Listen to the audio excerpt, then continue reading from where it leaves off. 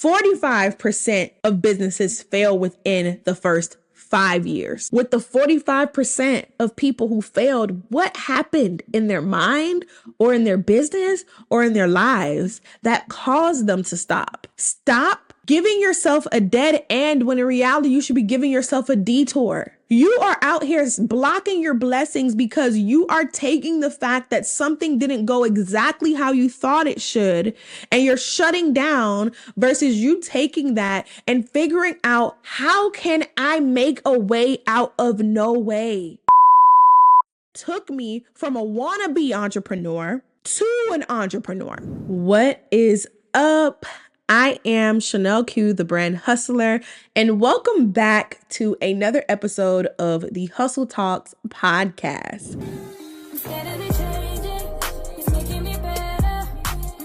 Before we get into today's episode, I just want to say thank you so much for giving me grace in the very first episode.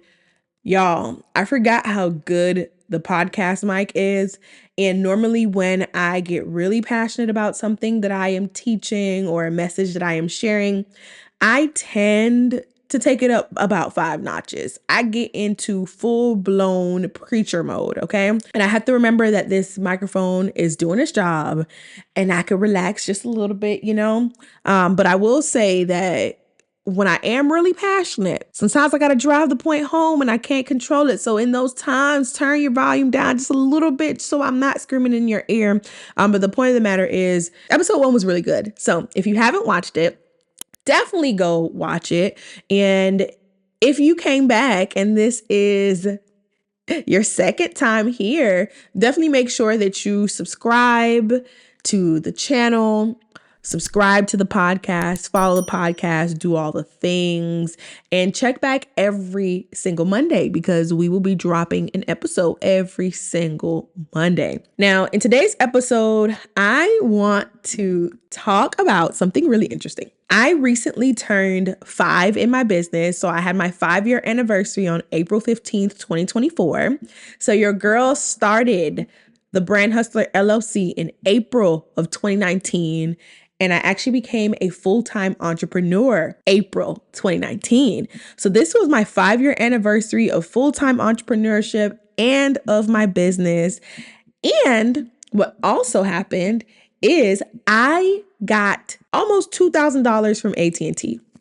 So yes, I celebrated my 5-year anniversary and I got 2 bands from AT&T. And you're probably like, what in the world do these 2 things have to do with each other? And relax, sit tight. I'm going to tell you. But first, I want to talk a little bit about hitting 5 years in business. At the start of this year, I didn't even realize what April 15th, 2024 was. I got so caught up in just the day-to-day of things that it literally didn't dawn on me until I was watching something, I think, with somebody, and their business anniversary came up and they were going out to dinner and everybody was wearing pink outfits. And I said, oh my gosh, wow, I should do something for my business anniversary. Oh my gosh, it's 5 years. And so when I realized that, I thought about it, but I didn't want to do anything big. I kept telling my friends and my husband, I said, I just probably want to go to dinner, but I also want to do something fun because I'm not just a dinner girl. I like food. I love to cook. But honestly, the action of just going out to eat bugs me. I don't know if that's something that is just me, or do you feel like that too? Like the fact that people just get up, get pretty, and go sit down and eat. Okay, give me some entertainment. Let's go dancing. Let's go play some games or something. Let's go for a romantic walk. Let's do something different, and then let's eat because we're hungry. Or vice versa. We can eat first and then we go work it off after. I don't want to just get up, go out, eat, come home, and that's it. That's not fun to me. Eating is not fun at all. So I thought about that, but I really just didn't make it a big deal. I didn't make my 5-year business anniversary a big deal. And it wasn't until one of my one-on-one clients, as I was telling her, I was telling her that, my husband bought me flowers and a balloon, and I got to take pictures because he wants me to take pictures. And mind you, we were just coming back from celebrating our 2nd year wedding anniversary. So we got married April 9th, 2022. We were just coming back from celebrating our anniversary, but was also coming back from a funeral because we lost someone on April 1st. And so April was just Apriling, okay? We lost someone on April 1st. That's after me coming back from taking a fast in March. So I took a fast in March, which was amazing. It was incredible. And maybe I can tell you about it in a different episode, but did a fast in March. April 1st, someone died, and then we flew down to our hometown to be with her family and all the things, and to just be around family in general and friends. And then right after, came back to Atlanta with like 2 days in between to go to appointments and just get ready and all the things, and then flew to Cabo for our anniversary, had an amazing time, beautiful penthouse suite, the whole nine. And then from there, flew immediately from Cabo to Miami to go to the celebration of life and all the things. And then flew back to Atlanta on my actual business anniversary, which was April 15th. Woo, child. And so I was exhausted. And my husband didn't make exhaustion an excuse. He still went out, got flowers, got roses to be exact, balloons, all the things. And I was like, okay, I got to do something. So the next day I went and bought a cupcake with a 5 candle on top of it. And so I was talking to my client that same day, and I was telling her all the things and all the props that I got and that I wanted to take pictures.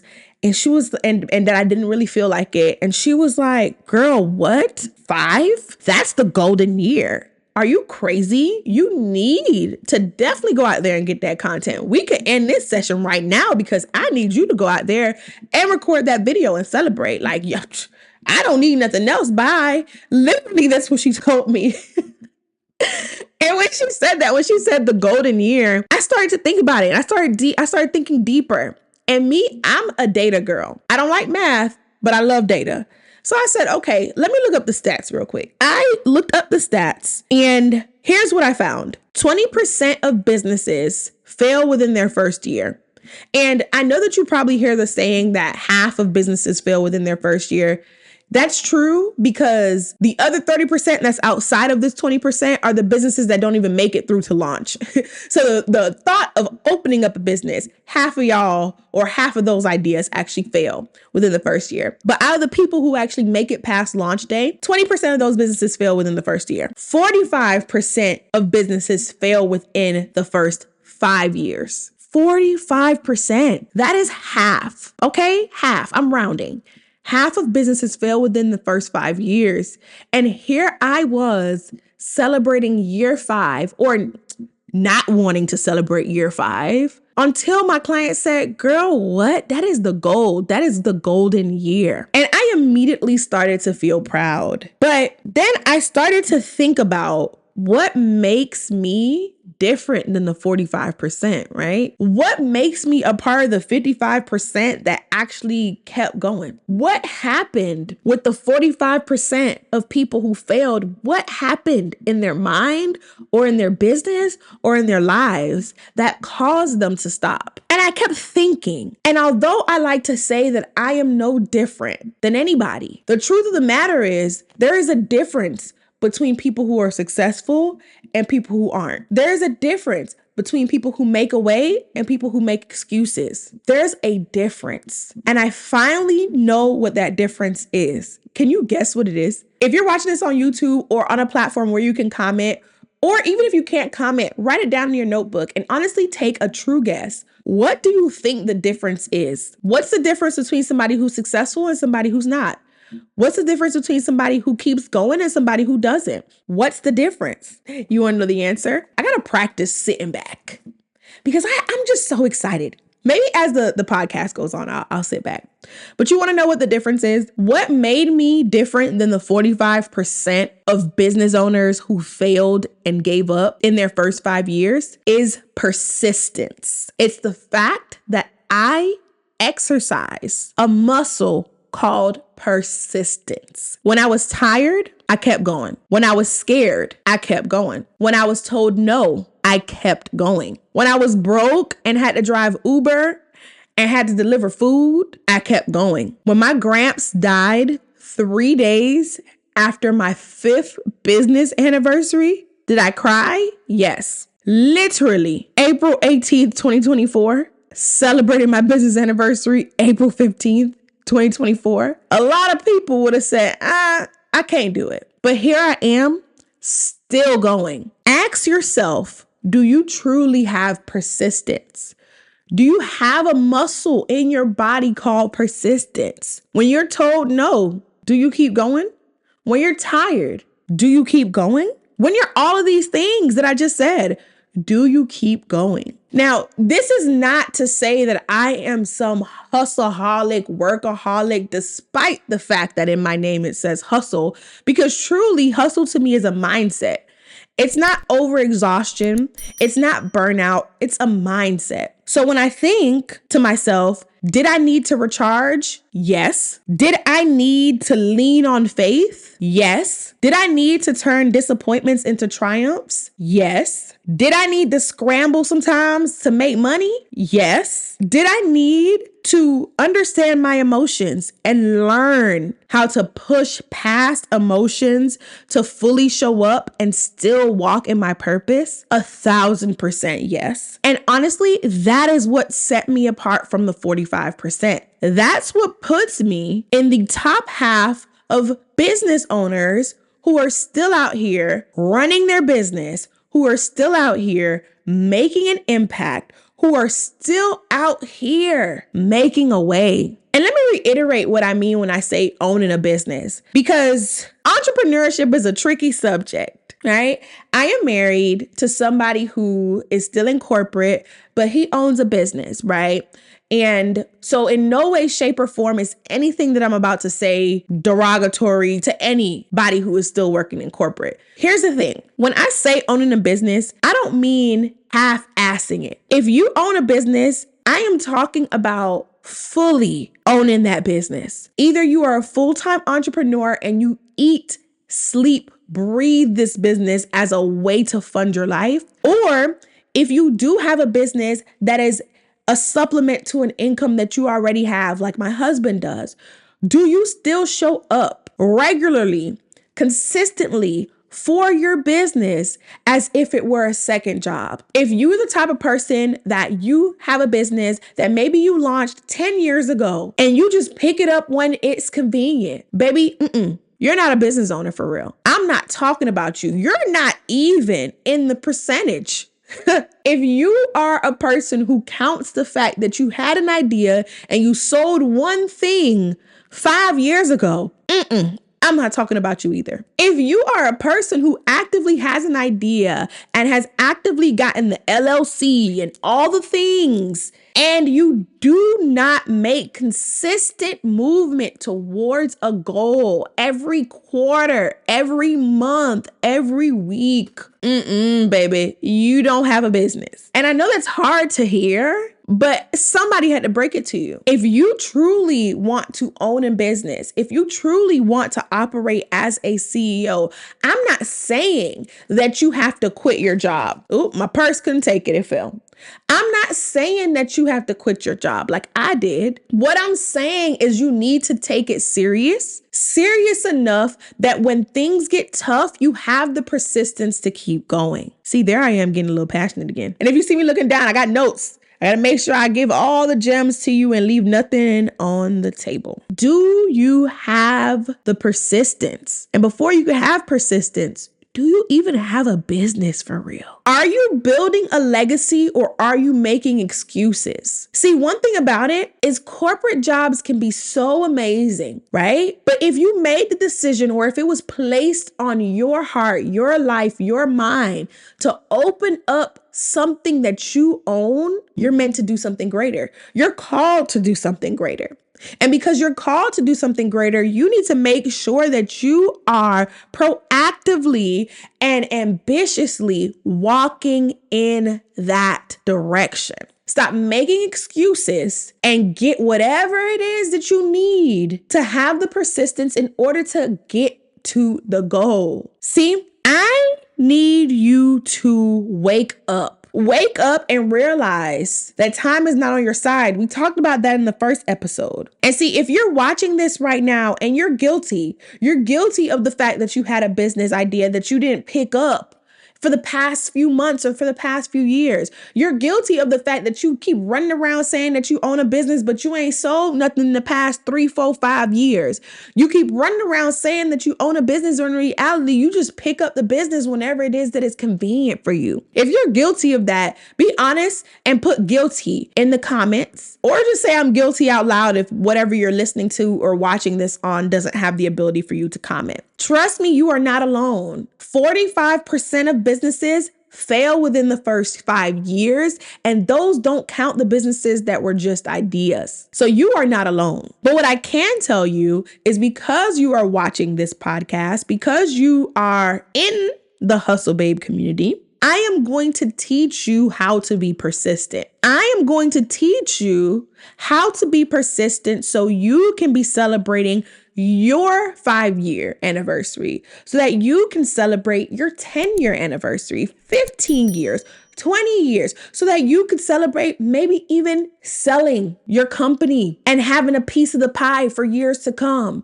Or you can be celebrating passing on your company to your generation after you or the generation after them. Whatever that celebration looks like, please know that in order to reach those milestones as a business, you need to have the persistence to keep going. But before I drop those gems on you, because they're going to be really juicy, before I drop those gems on you, I want to tell you a little story. And as I tell you this story, I want you to grab your notebook, because I need you to take notes not only on this story, but I'm going to share with you some very important lessons that come from this story and that teach you how to be persistent. Okay, so let's go down a little story time. I love doing these. All right. I mentioned that I got $2,000 from AT&T. Let me explain how I got that. My husband and I used to be on Verizon. We had the iPhone, 13, I think. We had the iPhone 13 Pro Max, which we had gotten upgraded with Verizon at the end of 2022. So now we've had the phone for maybe a year and 2 months. The phones were not fully paid off yet. I was looking for a way to have a business phone. And so I have a secondary phone, but it's not connected to a plan. And I had been researching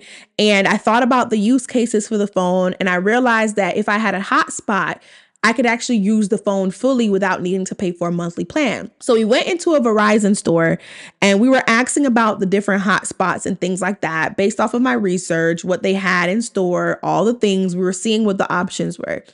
And the person who was in that Verizon store was so just nonchalant and rude that we ended up walking out with nothing. And immediately after we left the Verizon store, we ended up going to Target to buy some things for the week. And while we're in Target, you know how they have those salespeople that are always there either selling you internet or something else?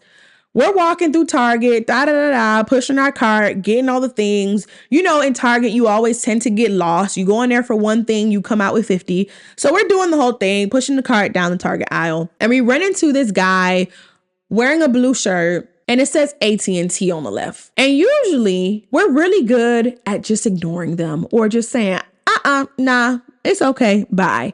But today we were triggered by what happened at Verizon. So we said, you know what? Let's listen. What you got? So he starts to tell us all the things and and starts to sell us on plans and things like that. And so as he's talking, we're drilling him because we're pretty primed on sales. And we know that sometimes sales tactics for these people, especially the people who are in stores, can be very just not good. The best way I could put it without saying something too rude, right?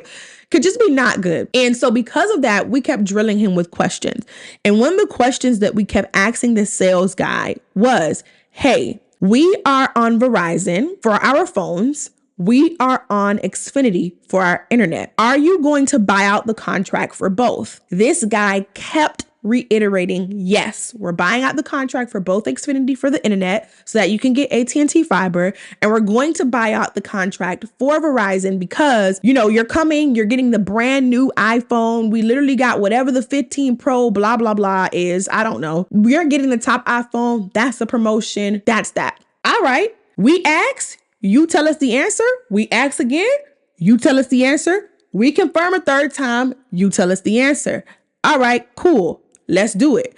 So we go through, we finish up the process. A part of the process is they're going to mail you the phones and then you have to turn your phones back, like turn your old phones into them. So when it comes, my husband is like pressuring me to put the phones in the box because he's like, I need them to get it because I need them to pay off the Verizon. I don't want to have two bills at the same time, blah, blah, blah. And something just didn't sit right in my spirit. So I'm like delaying it. I'm delaying it for some reason. I'm like, okay, I don't feel like taking all the stuff off my phone yet. What if I lose some data?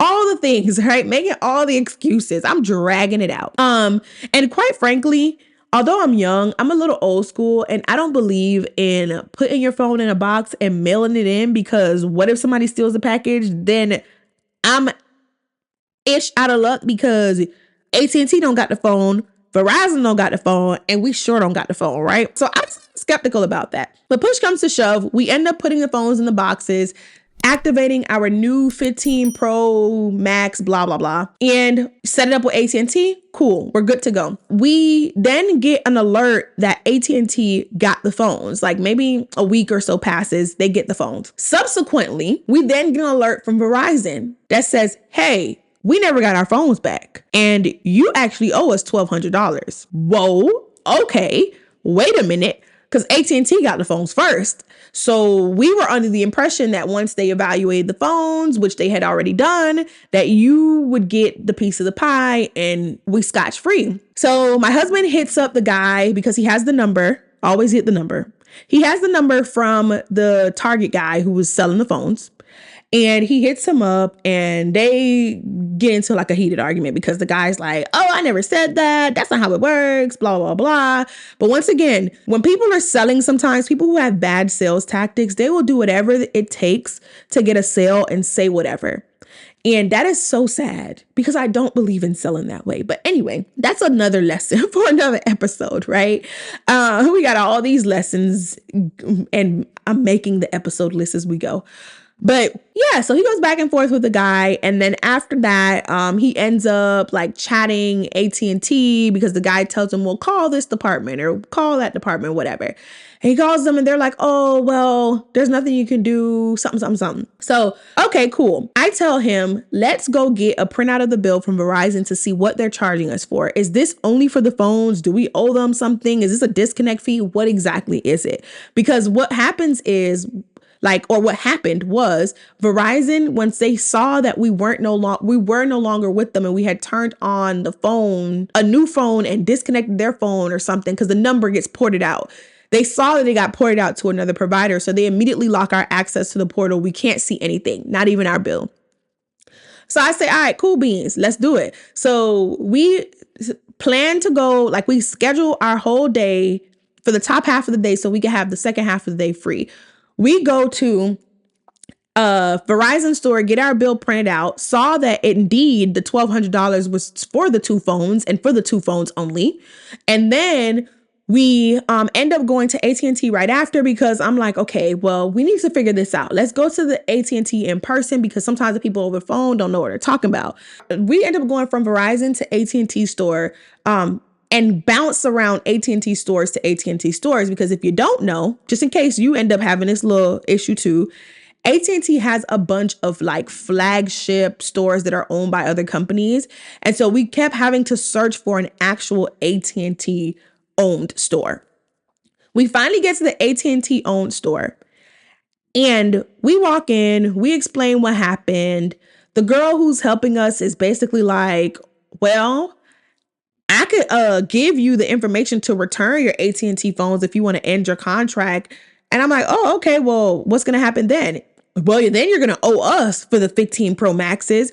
And I said, ma'am, did you not hear anything that we just said? literally, we over Verizon now because y'all got the phones and y'all didn't give them the money. Is there no way that you can give us the same amount that you're crediting our account for? Can you not put that into a gift card format? And by the way, they were only crediting it us, like, I think it was $380 each phone. Ridiculous. But I was just like, okay, something is better than nothing. So if you could credit the $700 and something to a gift card, we can then pay Verizon and then we'll just eat the other $500 with the Verizon bill. And she's like, no, we can't do that. We don't do gift cards, blah, blah, blah. And I said, that's interesting, because one of the benefits of signing up for AT&T Fiber was that you were going to give us a gift card of $150. She's like, yeah, but I don't know, blah, blah, blah. Like, has this whole attitude. Okay. So then I'm like, that makes no sense for me to give you the phone and you're going to tell me that now we owe the 15 Pro Maxes, plus we're going to over Verizon. That makes no sense. Let's talk to the manager. We talked to the manager. He's a little bit more understanding than her, but he's basically telling me there's no way around what I'm asking for. I'm asking for the credit to either be mailed to us in a check instead of it credited to our AT&T account, or for the credit to be given to us in the form of a gift card so we can pay Verizon, since they're saying they cannot buy out our contract with Verizon anymore. I feel like I'm asking for something that's pretty legit, pretty understandable. He's just telling me, no, there's no way. You need to call the customer loyalty department, and they're the ones who handle stuff like this. We don't do nothing in store. We're like, okay, well, we were just on the phone with AT&T and they told us we need to come in store. He's like, nope. As the manager, I know what goes. That's not what happens, da, da, da. And I say, okay, is there somebody above you? Like always, there's nobody above the manager. Okay. And I said, okay, so you're telling me that there's nobody that works for AT&T that is above you that I can speak with about this issue, because we were pretty much deceived and we have the proof that we were deceived, right? And never tell them what the proof is until it's time to pull it out. But I always keep receipts. We have the proof that we were deceived by an AT&T representative in Target, da, da, da. So there's nobody that I could talk to above you. He says, no, there's nobody. I'm telling you how AT&T operates. There's nobody. And I'm like, okay, well, in my past, I've dealt with, like, you know, issues or whatever. There's always somebody that you can speak with. That's other companies. With AT&T, no, there's nobody above me that you can speak with. Rolls eyes again. All right. So we walk out. And then my husband ends up calling the loyalty department like a few days later, maybe 3 days later, ends up calling the loyalty department. And of course, the loyalty department doesn't know what the heck the store manager was talking about, but they don't do that. The most that the loyalty department could offer us was $50. $50. Our bill with Verizon was $1,200 because they said that what was left on our contract for the phones to be paid off was $600 a piece. So $1,200 and you're giving us $50? Be for real. So as my husband is going a little bit back and forth and he starts to get stressed, because out of the two of us, I got the lawyer bone in me. And so I'm hearing it and I'm like, all right. So I research a certain department that I know exists in a lot of big companies. I find the department's contact and I get to the point where I can fill out this extensive form. I fill out the form. I attach my evidence, my receipts pretty much. I have my log of when we talked to people, who we talked to, the store number we went to, who treated us like trash. I'm detailing all of this and I'm telling them how we feel lied to, how we feel disrespected, how we feel like we're not being heard, all the things. Now we're being put into this expense. It's causing a huge effect on our livelihood, all the things, because now we're in this $1,200 bind that we did not need to be in because we didn't come to AT&T. They technically came to us. So I say all of this in like a long behind dissertation style format with receipts. And I kid you not, about 10 to 15 minutes after I submitted that, right? I first had to explain to my husband what I was doing because he just heard me typing. We got a call from the office of the president at AT&T. And pretty much after talking to them and then, explaining, well, we didn't really need to explain the situation because they read the whole dissertation. But after talking to them and just explaining our emotions and all the things, they asked, what exactly did we want out of the situation? We let them know that we literally just wanted the bill to get taken care of. Of course, they asked for proof of the bill from Verizon. And literally, y'all, $2,000 was sent to our account the next day. Crazy, right? Now, let me tell you why I told you this story. I told you this story because that is the art of persistence. I have been exercising this muscle of persistence throughout college, probably even before then. And so my muscle is real strong. If you are the type where you give up fairly easily, baby, entrepreneurship is not for you. Can you imagine? Like, just put yourself in that AT&T situation. What would you have done? Let me know for real. Comment down below. What would you have done? Would you have just said, okay, and then ended up trying to make ends meet to pay the $1,200 bill? Would you have just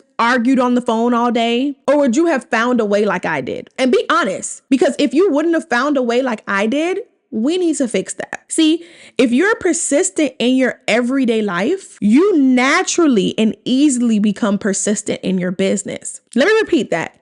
If you are persistent in your everyday life, you naturally and easily become persistent in your business. You cannot own a business if you easily give up. If you're not in it, if you don't have a hustle in you to keep going, it's not for you. It's not to say that business is just extremely hard, that you can't do it, but it comes with a lot. It comes with a lot that you have to be willing to take on and be willing to push through so you can get to the pot of gold. Now, lucky for you, this episode was not just to tell you about my amazing win with AT&T, even though I'm sure that listening to that story taught you something. And if it did teach you something, please let me know what listening to that story taught you. Because one thing about it, baby, Chanel does not give up. Chanel keeps pushing forward. And I have many stories like that one that I could tell you, with bigger rewards and smaller rewards. They're all as equal because the persistence was still there. Literally,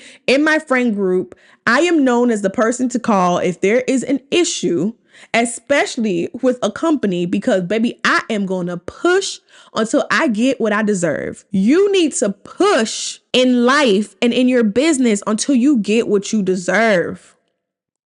There are 5 core ingredients to a persistent individual. There are 5, right? And I got them written down here because I really had to reflect on, once again, what makes me a part of the top half that made it to 5 years, and what will make me a part of the creme de la creme that will make it to year 10, because that's the next milestone. And when I thought about it, there were 5 specific ingredients that makes a persistent individual, 5 specific ingredients that makes a persistent CEO or business owner, I should say, and 5 specific ingredients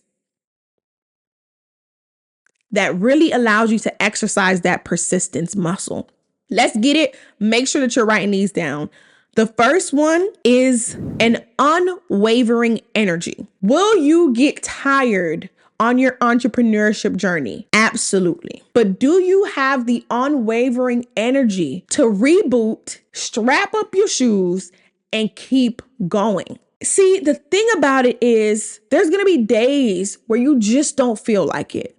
There's going to be days where it's gloomy outside. There's going to be days where maybe you just had an argument with your significant other and you just do not feel like it. But it's those times, especially when you need to have this type of energy that you can turn on and say, all right, let's go get it. Energy. If you walk around naturally like sluggish and all the things, wake up. You need energy. This is the type of energy that's going to bleed over into the days when there is no energy to give. This energy bleeds over into those days for me. You need to have energy. When you speak about your goals, when you speak about your vision, when you speak about your business, you need to speak with conviction. You need to speak with a certain level of energy where there's no way that good energy is not going to fill the room and just make everything better.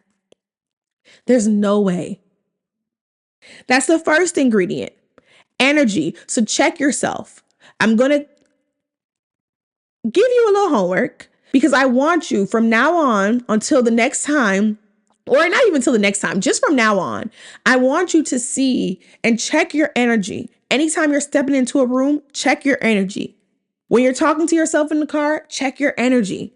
What energy are you putting out there? Are you putting out positive, infectious energy, or are you being a drag? Are you the people that people are running away from because you are bringing their energy down? Because if you bring everybody else's energy down, baby, you can't even bring your energy up. Energy. The second ingredient to persistence is confidence. Now, this is something that honestly, you got to practice it, right? If you were not able to be like developed into a confident individual throughout your childhood, this is something that you have to develop. And the only way that you become confident in something, honestly, is by practicing it. The reason that I can talk on camera is because I do it over and over again, and I practice. The reason I can confidently run a business is because I do it every day. I practice. The reason your kid is really good at volleyball, soccer, football is because they practice. See, you're a hypocrite.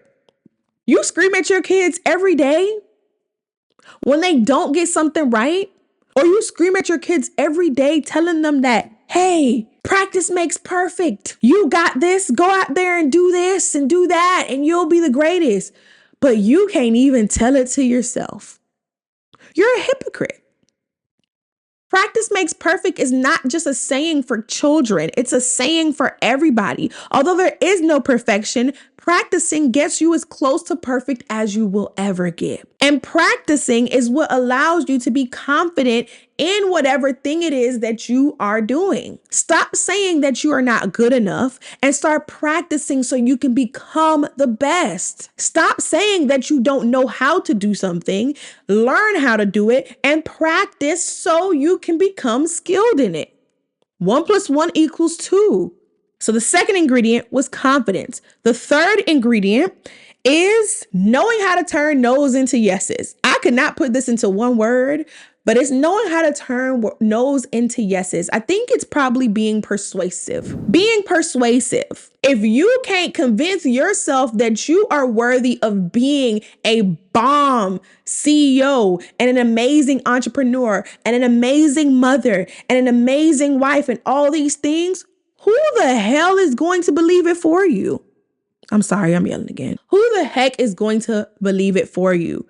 You have to convince yourself so much that you get this level of like convincing energy, this level of persuasion just goes up 10 notches and you're able to convince anybody about anything because you have the art of persuasion. It is actually a book, and I want to read this book.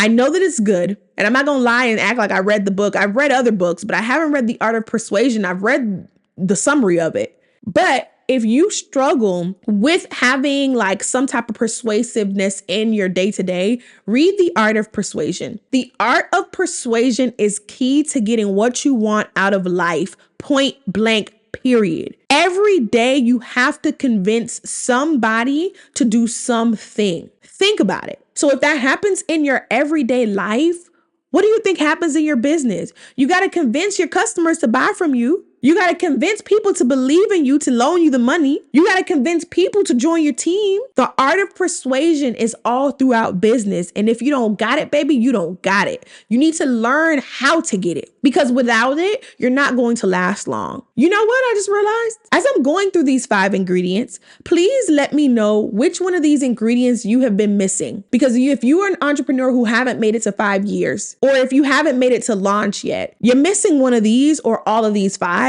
So let me know which one of these 5 ingredients you're missing. Okay. So third ingredient was turning no's into yeses, having the art of persuasion. The last tidbit I want to share on this is that I learned this by working at a very prominent rental car company where I was on the sales management track. And I learned the art of sales, but I was able to mix the art of sales with my public relations experience from attending the University of Florida and graduating with a bachelor's of science in public relations. I was able to merge both the sales training with my PR training. And I like to tell people that PR is all about the study of people. We are literally making you believe what the brand needs to in order to make you do a certain action. I put that together with sales and I mastered the art of persuasion. And that's why in my everyday life, I can walk into a room or I could walk into any difficult situation and confidence, say what I'm going to get out of the situation, no matter how hard it may seem. And then I'm going to come with the persuasiveness that I need to make sure that I get it. And guess what? My energy is infectious. So baby, you gonna feel it and we gonna get where we need to go. The fourth ingredient is faith. Faith. This is something that I see now more than I have before. In times of grief, in times of doubt, in times of fear. Ooh, especially in times of grief. Faith is what is going to keep you. Faith is what is going to allow you to keep pushing. Faith that the goal, the vision, your purpose, your impact is bigger than what you can see right now. That is what's going to keep you moving. The fact that I can sit here, and if you're watching the video, you see I'm in the same outfit from episode 1. The fact that I can sit here a week after losing someone, 2.5 weeks after dealing with the loss of somebody else, and I can sit here and talk so passionately and motivate you is because of faith. I have no idea whether this episode or the first episode is going to get 5 views, 500 views, or 5,000 views. I have no idea. But I have faith that Hustle Talks podcast is going to reach hundreds of thousands. Honestly, it's going to reach millions at a certain point in time. But I can proudly say that within about a year and some change, it's going to reach over 100,000 people for sure. I got faith. And the last ingredient, the fifth ingredient, especially if you're writing this down in your notebook, the fifth ingredient to persistence is hustle. Hustle, hustle, hustle. Remember, hustle, although people like to paint it as this negative term, hustle to me is a mentality. Do you have the mentality to keep going no matter what? More importantly, do you have the mentality to turn nothing into something? That is the hustle mentality for real. So in times when I don't like to say the word broke, but in times when I had no money or was low on funds, I figured out a way to get it. I figured out a way to make something happen. Stop giving yourself a dead end when in reality you should be giving yourself a detour. You are out here blocking your blessings because you are taking the fact that something didn't go exactly how you thought it should, and you're shutting down versus you taking that and figuring out, how can I make a way out of no way? How can I not only lean on faith, but how can I use my hustle mentality to figure this out? Is there a resource within my reach that I am not utilizing? If I can't afford something, is there a way that I can make the money to afford it? Is there a way that I can make an exchange with somebody to get something else? See, I got so many little lessons and stories that I can share, but y'all, think about it. Think about it.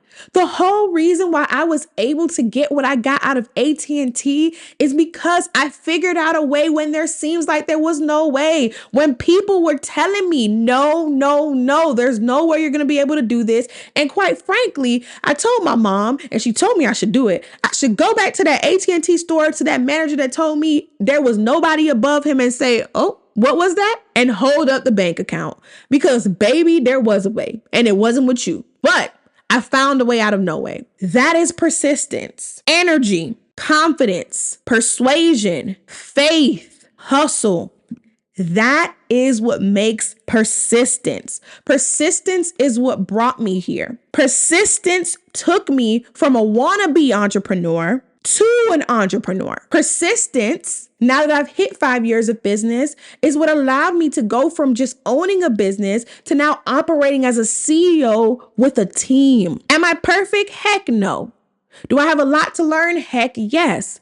But persistence kept me here. Right? A lot of people preach about consistency only when they're talking about social media. Social media is great, but guess what? I'm in the business of building a long-term brand. So I am doing things that are not only for Instagram. I'm doing things that are other channels. I'm doing things internally that you won't even see yet, but when you see it, baby, it has been in the works. And I have been consistently and persistently working towards this. So even when I'm not visible on social media, it doesn't mean that I'm not doing anything. Work in my business every single day. And baby, we make money every single day. So a lot of people stop at consistently when they're talking about Instagram and other social media. Please. But nobody's telling you about the persistence. In order for you to be consistent, you have to be persistent. Persistence is what brought me here. And I am proud to say that I am a 5-year business owner turned CEO. And as I reflected on all the lessons that I've learned within my 5 years of business and the lessons that I keep on learning from just experiences, but also from investing in some really, really good mentorship and really, really good guidance, I realized that I want to do the same for my community. And so no longer will I just have content that's just how to do this or how to do that in terms of like skill set. I want to help you develop your mindset, your habits, and also give you the true skill set of what it takes to build a brand that is going to be here for years. I want to give you what it takes to run a business that is successful, that's hitting all of your goals. I want to take you from a wannabe entrepreneur or a struggling entrepreneur to actually executing and being a bomb CEO. And in order to do that, I decided that I wanted to open up a mentorship, membership type of program. Now, this isn't open yet. I just happened to talk about it today. So I am going to put together a wait list, and I will leave that wait list either in the description or the comments or something like that. So please check it out if you're interested in being in my mentorship community, where I will meet with you regularly and I will teach you brand lessons, business lessons. I will develop your mindset. We're going to be building habits, reading books, doing all the things together. If you want to be a part of those people who are really leveling up, then you definitely want to be a part of Bomb CEO.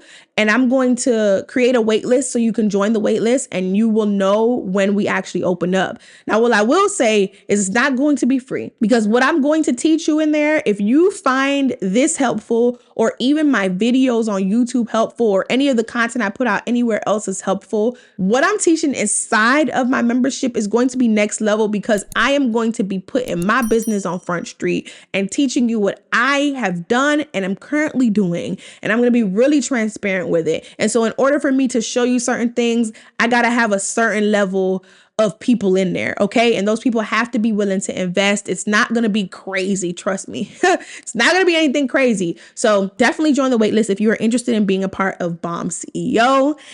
And what I'm going to challenge you to do is I'm going to challenge you to practice all 5 of these ingredients. Practice being persistent in your everyday life and watch and see how it shows up in your business. This was another episode of the Hustle Talks podcast with me, the brand hustler, and I will see you on the next episode. Bye.